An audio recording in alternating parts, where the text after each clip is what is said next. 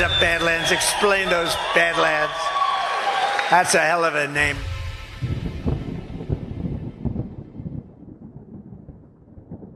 You could make the argument that the more pharmaceuticals we have, the sicker we get. The more statins prescribed, the more heart disease there is, the more metformin taken, the more diabetes. And trust me, the more Ozempic we take, the more obese we'll get. That's because you cannot medicate a lifestyle disease. But 20 years ago, a study was done on a breakthrough, natural alternative that naturally helps the body shed excess fat. It naturally helps improve metabolic health. There are no drugs in it. It's Big Pharma's worst nightmare, and it's guaranteed to solve the problem. Head to badlandshealth.com to get started.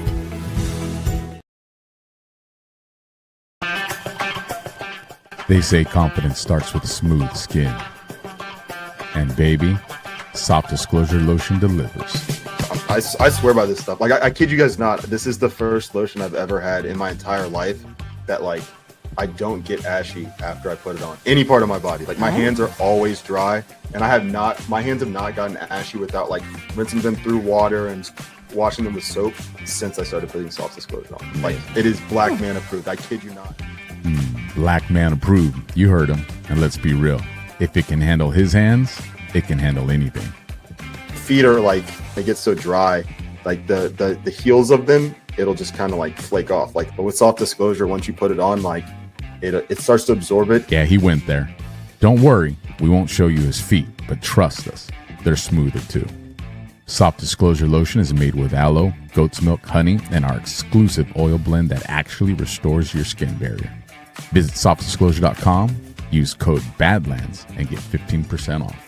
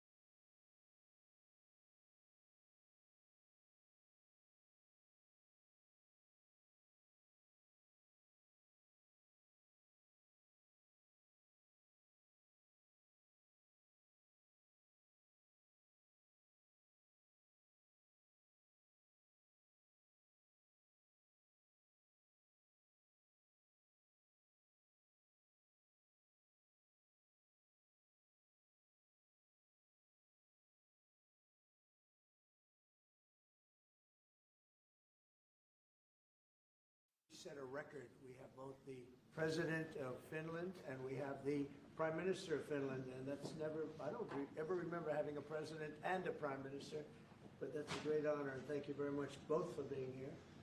And Alex, we've been friends for a long time, and I've heard wonderful things about your Prime Minister also, and we have a big order coming up. We're buying icebreakers. We're building them together for the most part. We're doing 4 over there and 7 over here. and we negotiated a pretty tough price, I think. But I assume you're going to do very well. But what you're doing is you're going to be teaching us about the icebreaker business, very, very strong. We only have one icebreaker in all of that millions and millions of acres. We only have one icebreaker, and other countries have more than we do. And we're buying the finest icebreakers in the world, and Finland's known for making them. They sort of have almost a monopoly on icebreakers, if you think about it. Nobody makes them like Finland. I've heard that for a long time. So we're going to have a total of 11, and it's been really an honor working on it. It was very important. We were making them, but we didn't make them right. By the time we finish, we're going to make them maybe better than you, but at least as well. Probably not better, but at least as well. So I appreciate both of you being here. It's an honor to have both of you. Really tremendous reputations, and it's a great country. Thank you very much. Alex? Yeah, no, thank you, Mr. President. I mean, I remember our first conversation just after you had been elected in November. The first thing you mentioned was icebreakers.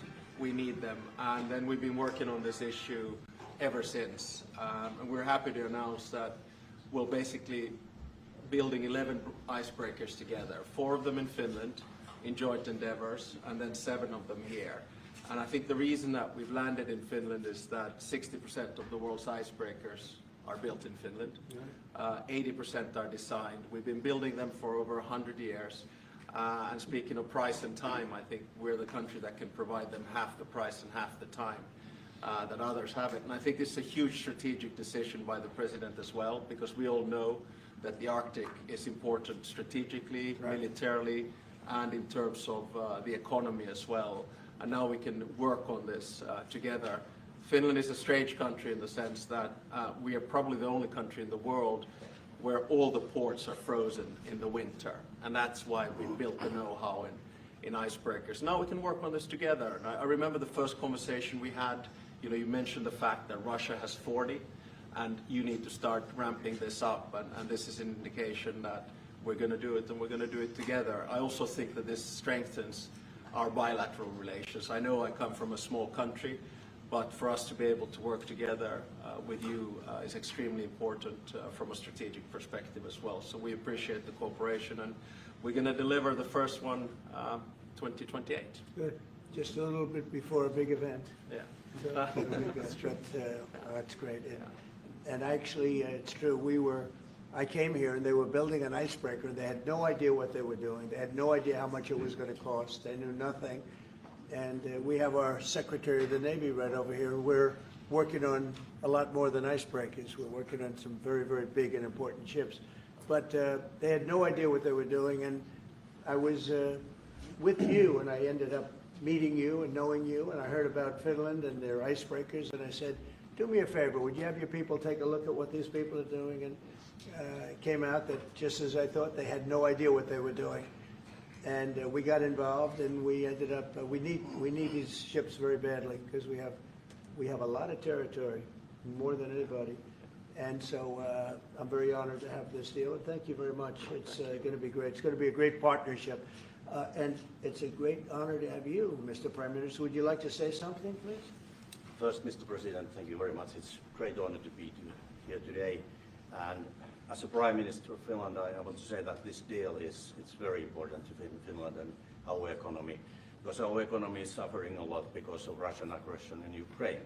And this deal, it means investments, it means jobs, and jobs means hope. And that's why this is so important. And I want to thank your leadership on this deal and this issue. Thank you. So you've been affected very badly by the war going on, the ridiculous war going on, right? Yes, because we have to close the border with Russia. We have 1,300 kilometers common border with them, and affects the atmosphere in Finland, in investments, and that's why we need good news. Our people need hope. Right. So your border is closed. Yes, closed. And that's because you have so many Russians trying to get in? Yes, they started to push illegal migrants to our border. That's why we were forced to close it. And people also that don't want to go into the military, I guess, trying to come through. Yeah, some of them are escaping. Fortunately, on our side, we don't have that problem. In Finland, No, you have a great military. We have compulsory military service, and as I always say, we have 900,000 men and women who've done it, including myself. And the Prime Minister. We have 200. And you've been fighting Russia for a long time. So how many years have you been indirectly fighting Russia? Well, put it From this now. way, we have managed our relationship since the 1300s with about 30 skirmishes, but it's been very peaceful at our border after World War II. 1300s. Yeah, but it's been peaceful at our border since the Winter War and the War of Continuation. But, I mean, a lot of it is because we actually have a very large military. It's the biggest in Europe together with Turkey, Ukraine, and Poland. We have over 60 F-18s. We just bought 64 F-35s. We'll roll out the first one in Texas in December. We have the biggest artillery in Europe together with Poland. And as I always say, we don't have it because we're worried about Stockholm. Well, you really have proportionately, I think, the largest military in the world, proportionately. It's quite big, yes, I have to admit. But, you know, we have it for defense purposes and also to build a deterrence. And it's worked, and I think that's one of the reasons that our relationship is so good as well. We have the Defense Cooperation Agreement with you. Right. We're new allies in NATO. Our defense expenditure is going north of 3%. We work very closely with you and the rest of our allies. And, you know, when you push the ceiling of defense expenditure in NATO to 5%, you can imagine that a country like Finland was quite pleased with that, because that means that all of the allies have to bring up their defense expenditure, and you basically increased our security just with that decision in The Hague. And I have to admit that having been to my first NATO summit in the summer of 2024, if someone would have told me that you will move from 2% to 5% after Trump enters, I would have said, go see a doctor. But, you know, Well, you they did had to it. do it, and you were great about it. Spain has not been. Spain is the one that didn't do it. And so I think you people are going to have to start speaking to Spain. The only one that didn't do it, the only NATO country that didn't do it is Spain. And you'll figure what that's all about, right? Yeah, I mean, we'll work, and I think with the leadership also of Mark Rutte, the Secretary General of NATO. I think, you know, there are a lot of commitments that have to take place, and this, of course, is going to also increase industrial defense exchanges. I think we buy 4 times more military material here from the U.S., and I think it's an essential part of our whole military setup in Europe. And it's good to be working on these together. But there's one thing that I wanted to mention also. I want to congratulate you for what we have seen in the past 24 hours in Gaza. Thank you. I think it's a historic deal. I went through the 20 points. It's almost like the best of record. You really see all the key elements. And if someone would have said a few weeks back that you and your team are able to push us to a position where there will be a ceasefire, an exchange of prisoners, hostages, and then a pullback, I would not have believed it. But it's this is what diplomacy is at its best, and I think it's a potentially huge deal. So congratulations to you and your team. Peace in the Middle East. Yes, Peace in the actually. Middle East, yeah. And every country came together. Every single country came together, and people are shocked by it. But it's an amazing situation. Nobody thought it was going to happen. Thank you very much, and you've been of help too. You help always. But we are really working more closely together, having to do with Russia, Ukraine. Yeah. And I would have thought that would have been easier, because that would be number 8 for me, number 8. And I would have thought the Russia deal maybe would have been one of the easier ones. And unfortunately, last week they had over 7,000 soldiers die unnecessarily. So it's a terrible thing, but I think we'll be getting there hopefully soon. Yeah, probably we'll go, I mean, or you will be going piece by piece. I mean, there are only so many agreements that you can get done, and I think this one will be the next big one. Now, of course, this one needs to stick, and I'm sure it will, because the incentives are all there, and then we'll continue to work. I mean, the last time I was here in the Oval Office was with the other European leaders in August, and I think we did a lot of good advancement there on security arrangements. I think you pushed us Europeans hard not to buy oil and gas from Russia, which I think is a very correct decision. Europe just put down its 19th sanctions package. I think Russia is actually right now, both economically and militarily, not in a very strong place. And I think it's because of the commitments that we've made to Ukraine. So, you know, day by day on this one. We're going to get it worked out. Questions, please? Question for President Stubb. You have time and again said that one should not underestimate Mr. Trump's negotiating ability. Do you personally believe that Mr. Trump deserves to win the Nobel Peace Prize tomorrow? Well, I think that's probably a decision that comes from the Nobel Committee. And my take is that there are two key pieces that have to be solved in the big picture. One is in the Middle East, and we're seeing the results of that. And then the other one is between Russia and Ukraine. And once those are solved, I don't see any impediments to it. Do you plan to nominate Mr. Trump next year if he doesn't win? This year? I think probably the best nomination would be coming from Zelensky and then the King of Jordan. Those would be two that would come. But I think you have to, I mean, my experience with the Nobel Peace Prize comes from Martti Ahtisaari, the former president of Finland. He got it in 2008, and he got it because he negotiated 3 peace agreements on 3 different continents. Namibia in Africa, Kosovo, Serbia in Europe, and then Aceh in Indonesia. And his message was always that when you do a peace agreement, the key is that it looks like an equal match, that the big guy doesn't win over the small guy, and vice versa. But I have to say that the track record of the President of the United States in the past 7 months, 8 months is rather impressive. Thank you so much, Mr. President. First of all, thank you, all of you, in behalf of the State of Israel, for everything that you're doing for my country. I want to know, how do you see the Middle East in a year from now under your leadership? And if you see maybe option for normalization between Israel and Saudi Arabia? I think it's going to be great. I think it's the hostages will be coming back Monday or Tuesday. I'll probably be there. I hope to be there, and we're planning on leaving sometime Sunday, and I look forward to it. And everybody I see is celebrating in Israel, but they're celebrating in many other countries too. A lot of the Muslim and Arab countries, they're celebrating. Everybody's celebrating. Everybody loves the deal. So it's a great honor to have been working on it. And as you know, it's all finalized and done.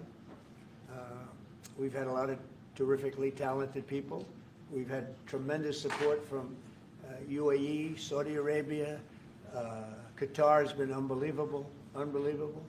Egypt, as you know, and Jordan. Indonesia. I mean, I don't want to leave anybody out. Just so many different countries. It's been incredible. Nobody's seen anything like it. So I think in a year from now, it's going to be great. I think it's going to be great. Mr. President, how do you rate your chances of winning the Nobel Peace Prize tomorrow? Well, I don't know. Look, I made 7 deals, and now it's 8.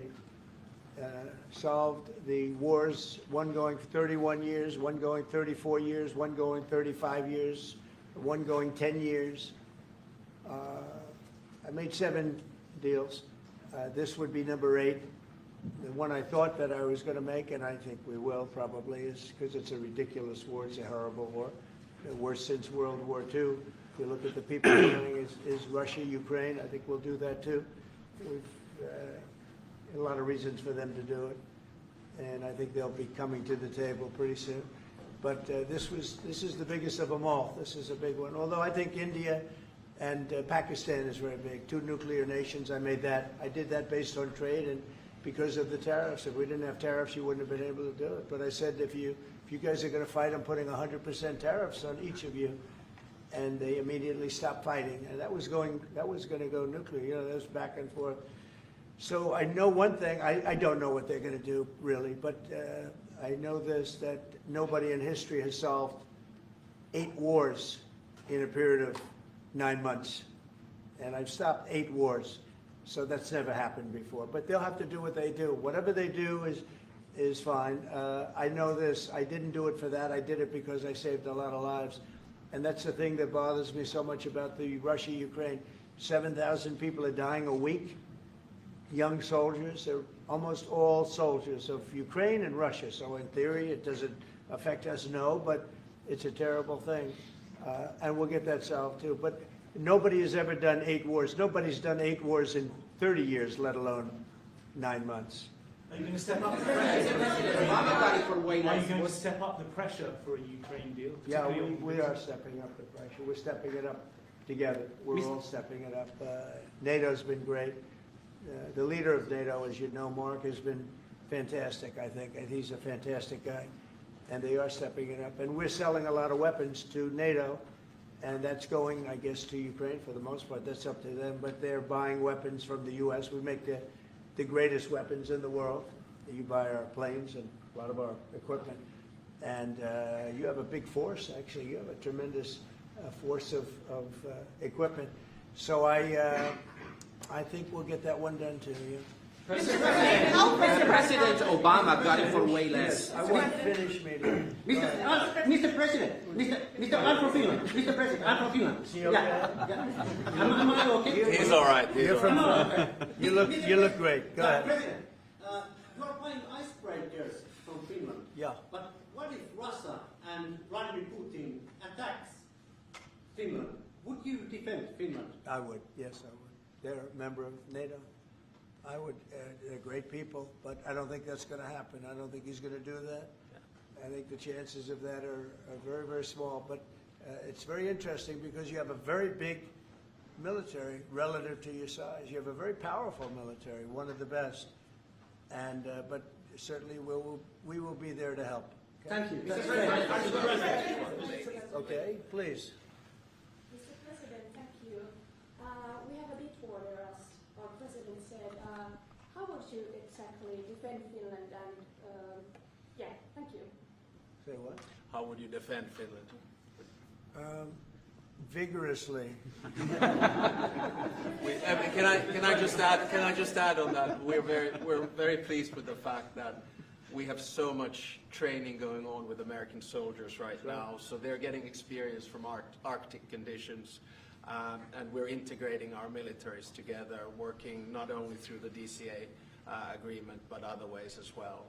We see that day to day in the work that we do, and it's working well. Okay? Yeah. Please. Yeah, thank you. How do Where are see you the- from? I'm from Finland too. Only Finns here. You have a lot of. Yeah, a lot of Finns. It's No? very impressive. So, Mr. President, I like them better than our reporters. So, how do you see the situation in the Arctic developing? Are there going to be any mutual plans for Finland and U.S.? Well, we will. I mean, we have a lot of relationships together. I mean, mostly buying our military equipment. They buy a lot of it. They have an order, I guess, 60 planes, 64 F-35s, and many other things too. It's a big order. Big countries don't order that many planes. You know, it's 10 million. You have a lot of aircraft, a lot of great military. We make the best military equipment. They buy a lot from us, so it's very good. We're going to work together very closely with Finland and with NATO. We have a very good relationship. As you know, I requested that they pay 5%, not 2%, and most people thought that was not going to happen, and it happened virtually unanimously. We had one laggard. It was Spain. Spain. You have to call them and find why are they a laggard, and they're doing well too. You know, the funny thing, because of a lot of the things we've done, they're doing fine. They have no excuse not to do this, but that's all right. Maybe you should throw them out of NATO, frankly. Please, go ahead. What are you planning to do with Tall that? gentleman, nice tall gentleman, go ahead with a yellow shirt. Thank you, Mr. President. I wanted to change gears really quickly and ask you, you're going to Walter Reed tomorrow? What are you having done, and how are you feeling?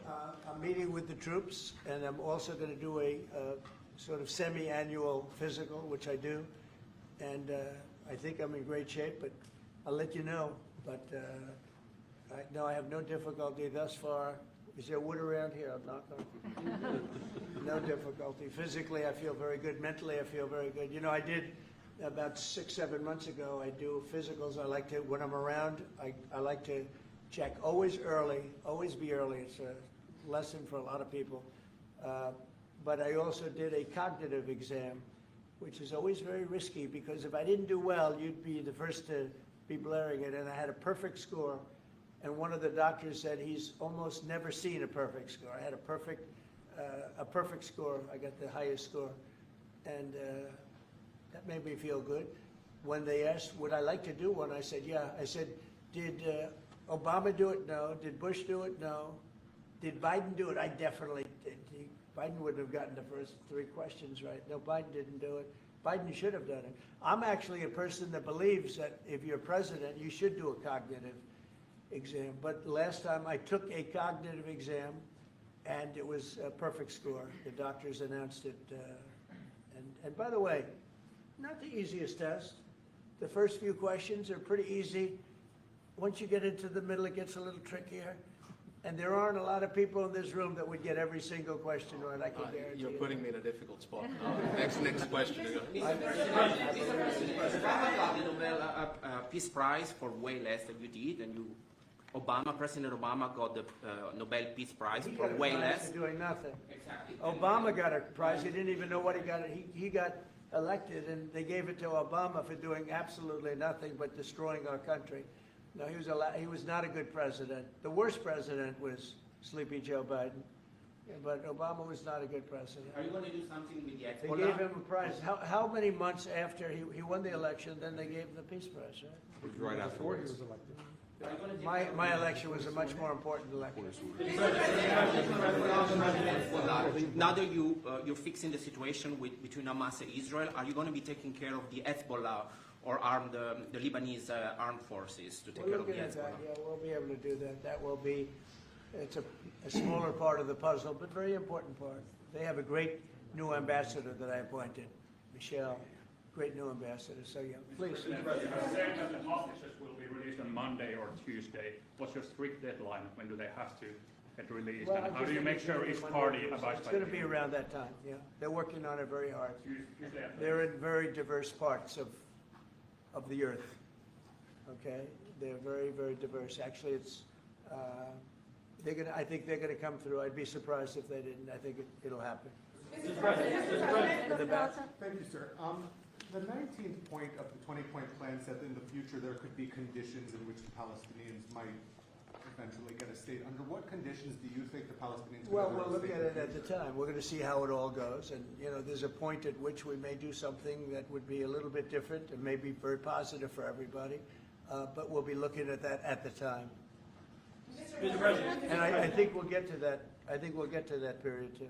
Yeah, please. Mr. President. Yeah, please, glasses. Thank you. Mr. President, the United States has previously said that that Europe would have to take more responsibility for its own security. Are you or the U.S. planning to withdraw some of the U.S. forces from the European soil? No, but we may move some around a little bit. I'd ask you that question, Pete. Go ahead. I think that's right, Mr. President. We're very much heartened by your leadership to get NATO to rise up to 5%, which means they can take primary responsibility for defense of the continent. But that doesn't mean America is abandoning NATO in Europe. But we could look at where our troops are postured, what makes the most sense for America and our NATO allies. We have a lot of troops in Europe, as you know, a lot. And we can move them around a little bit, but no, basically we'll be pretty much set. Go ahead, what's the second? My second question would be, are you planning to impose more sanctions on Russia at this point? I might, yeah, I might. Mr. President, your 20-point plan says we will encourage people to stay. Can you confirm that as Gaza is rebuilt, that no one will be forced to leave? Yeah, nobody's going to be forced to leave, no. It's just the opposite. This is a great plan. This is a great peace plan. This is a plan that was supported by everybody. I mean, as I said, they're dancing in the streets of many, many countries right now. It's amazing. I've never seen anything like it.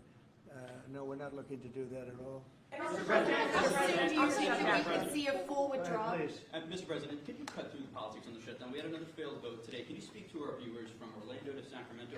What's your message to some of these families tonight facing missed paychecks, potential layoffs, and missed benefits due to the shutdown? Yeah, I blame the Democrats. They ought to call their local Democrat representative, whether it's a senator or a congressman, and it's their fault. I mean, they admit it, it's their fault. They campaigned on the fact that they'd never shut down the country, but they wanted to shut it down.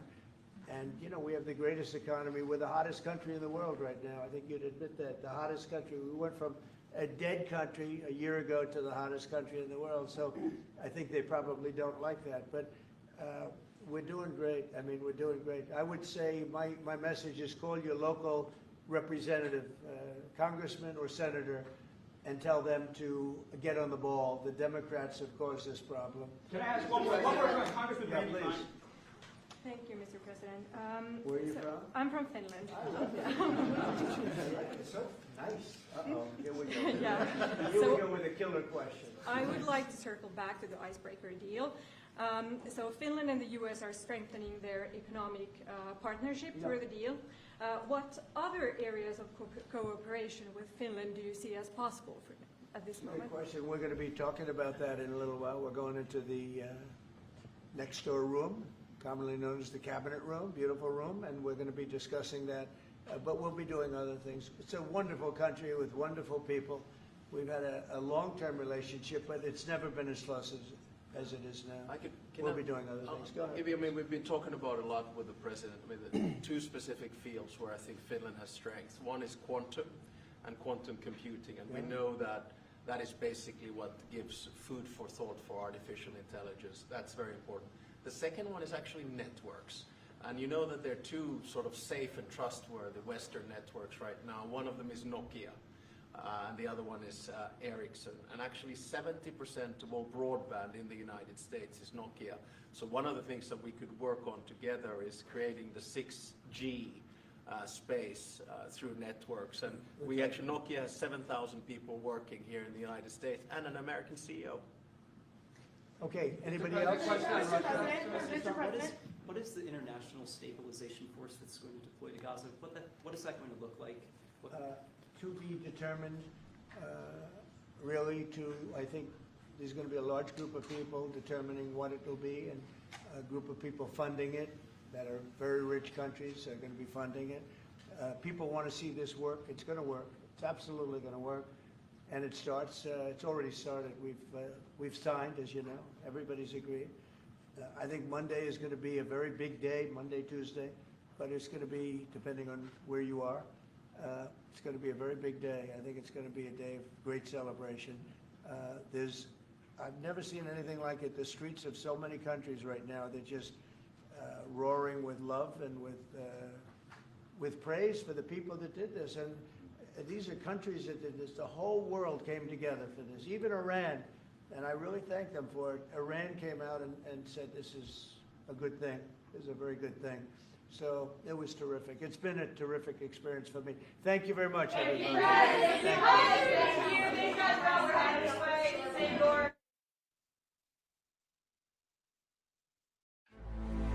Thank you so much for joining us, and don't forget to hit the thumbs up on this video. And a special thank you to all of our advertising partners. Please remember to shift your dollars to support those businesses that support Badlands Media.